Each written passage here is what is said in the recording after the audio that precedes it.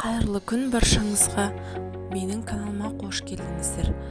Бүгін осындай тез дайындалатын медовый торттың рецептімен бөлісейін. Бар болғаны жарты сағатта дайын болады.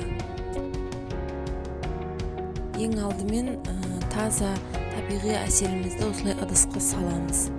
Астына от жағып, үстінен сода қосып, екеуін араластырамыз. Екеуі реакцияға түсіп көпіреді және түсі өзгереді. Сол түсі өзгергенін күтуіміз керек. Карамельный қоңыр түске келу керек. Міне осындай болып, оның үстінен сары майымызды салып, барлығын жақсылап араластырамыз.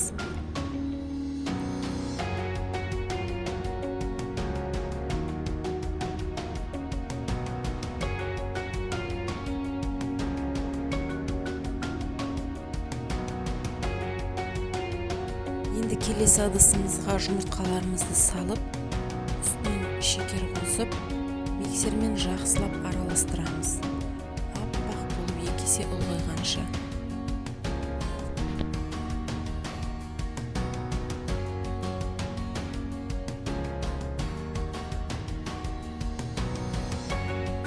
Енді бағанағы әселімізді үстінен біртіндеп қосып, араластыра отырып, екеуін біркелкі масса етеміз.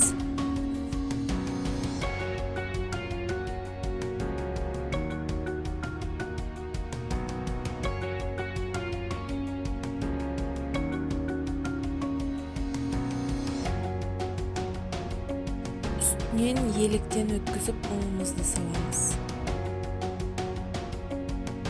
Барлығын жақсылап араластырамыз.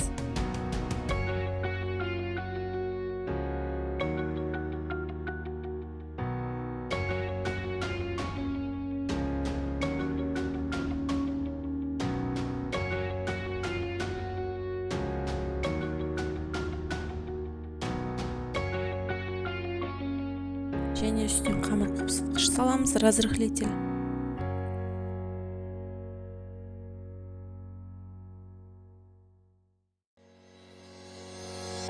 Қамырымыз осындай қоюлау болуы керек. Енді фук еткізіп үшке бөліп аламыз. Осындай үлкен ыдысымызға пергамент бумагасын төсеп, үстінен осылай қамырымызды, тестамызды жайып шығамыз. Және 200 градус пеште беті қызарғанша пісіріп аламыз. Көлемінде бір 10 минут көлемінде. Енді кремін жасауға кірісейік. Алдымен жұмыртқаның сарысына құмшекерімізді салып, кукурузный крахмалды салып, жақсылап араластырып аламыз. Үстінен кішкене сүт құйып жіберіп, барлығын біркелкі етіп араластырамыз. Барлығын үстімізге құйып, астына от жағып, осылай жақсылап араластырып тұрамыз. Тоқтаусыз араластыру керек. Және қоюланған кезде газдың астын пәсейтеміз. Жақсылап араластырып, қою крем шығарамыз. Міне осылай қоюланған кезде газдың астын өшіреміз. Және үстінен сары май қосамыз. Жақсылап араластырамыз. Мен үйде вареный сгущенка қалған екен, соны қостым. Оны қоспасаңыздар да болады. Осылай креміміз дайын. Енді піскен корждарымыздың ортасынан кесіп, шет-шеттерін алып, төрт-бүртетіп форма шығарамыз. Қалған корждарымызды осылай майдалап алсаңыздар болады. Енді тортты жинауға кірісейік. Арасына крем жағып, тортымызды жинаймыз.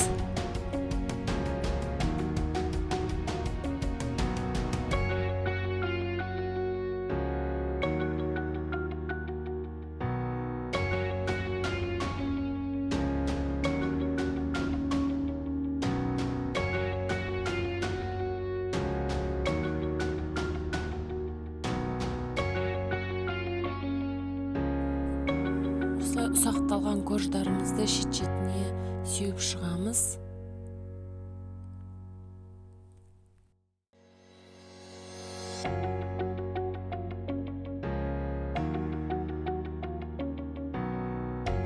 және мен осындай безелермен әсемдедім. Бұл безелердің рецепті менің YouTube каналымда бар. Өте дәмді, қытырлақ болып шығады.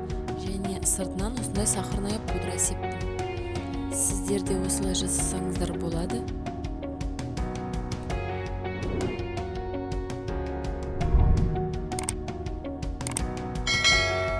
Ыстық шаймен өте керемет дәмді торттардың бірі.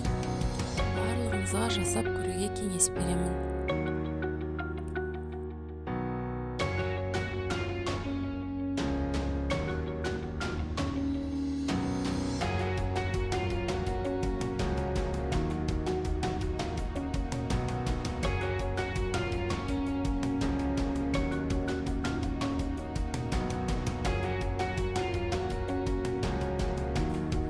Кескендегі түрін қараңыздар, өте нәзік, өте жұмсақ, кремі жақсы сіңген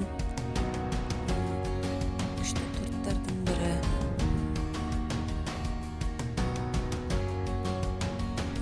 Жақындарыңызды қуантып осылай жасап беруге кеңес беремін.